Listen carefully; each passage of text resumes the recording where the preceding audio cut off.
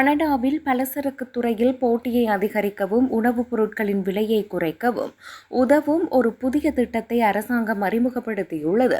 இந்த திட்டத்தின் மூலம் சிறிய மற்றும் சுயாதீன பலசரக்கு நிறுவனங்கள் பெரிய நிறுவனங்களுடன் போட்டியிட முடியும் என தெரிவிக்கப்பட்டுள்ளது. தற்போது பலசரக்கு பொருட்களின் விலை அதிகமாக இருப்பதாக பல கனேடியர்கள் கூறுகின்றனர்.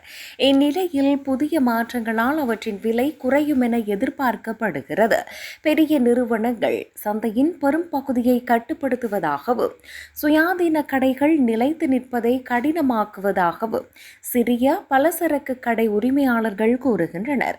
சில வணிக உரிமையாளர்கள் அரசாங்கத்தின் இந்த திட்டத்தை வரவேற்றாலும் இதற்காக செலவிடப்படும் நிதியின் காரணமாக மக்களின் வரி அதிகரிக்குமா என கேள்வியும் எழுப்பியுள்ளனர்.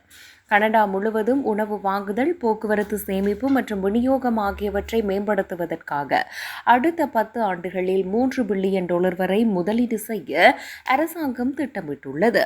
இந்த அமைப்புகளை மேம்படுத்துவதன் மூலம் சந்தையில் நியாயமான போட்டி உருவாகும் எனவும் உணவு விலைகள் குறையும் எனவும் அதிகாரிகள் நம்புகின்றனர். இந்த நிலையில் பல வாடிக்கையாளர்கள் இந்த திட்டங்களை ஆதரித்துள்ளனர்.